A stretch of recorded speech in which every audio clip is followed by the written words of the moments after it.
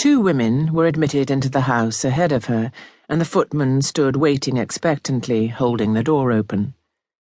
There was nothing for it but to walk up the steps and into the cavernous hall, where a maid was in attendance to take her shawl, but Anne kept her bonnet firmly in place. She had grown used to being entertained by people she scarcely knew, and today was no exception. Her hostess's father-in-law, the late Duke of Bedford, had been a client of the Cubits, and James had done a lot of work on Russell Square and Tavistock Square for him.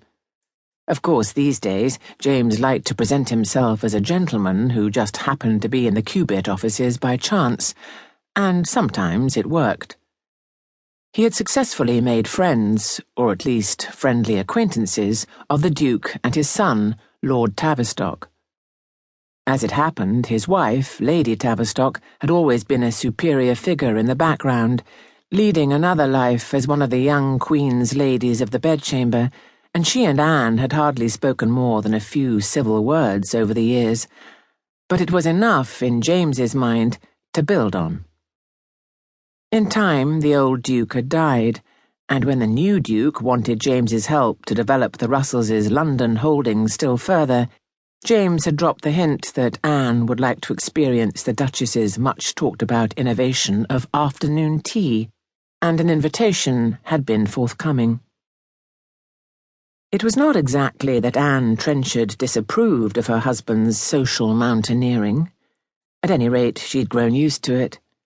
She saw the pleasure it brought him, or rather the pleasure he thought it brought him, and she did not begrudge him his dreams. She simply did not share them, any more now than she had in Brussels almost 30 years before. She knew well enough that the women who welcomed her into their houses did so under orders from their husbands, and that these orders were given in case James could be useful. Having issued the precious cards to balls and luncheons and dinners, and now the new tea, they would use his gratitude for their own ends until it became clear to Anne, if not to James, that they were governing him by means of his snobbery. Her husband had placed a bit in his own mouth and put the reins into the hands of men who cared nothing for him and only for the profits he could guide them to. In all this, Anne's job was to change her clothes 4 or 5 times a day, sit in large drawing rooms with unwelcoming women, and come home again. She had grown used to this way of life.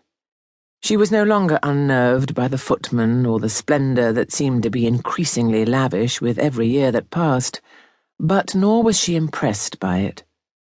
She saw it for what it was, a different way of doing things. With a sigh, she climbed the great staircase with its gilded handrail, as it led her up beneath a full-length portrait of her hostess in the fashions of the Regency by Thomas Lawrence. Anne wondered if it were a copy, made to impress their London callers, while the original sat happily ensconced at Woburn. She reached the landing and made her way into another predictably large drawing-room, this one lined in pale blue damask, with a high painted ceiling and gilded doors. A great many women sat about on chairs and sofas and ottomans, balancing plates and cups and frequently losing control of both. A smattering of gentlemen, point device in their outfits and obviously creatures of leisure, sat gossiping among the ladies.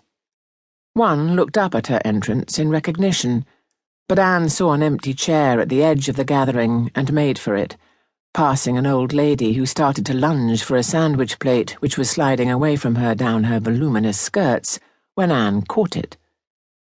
The stranger beamed.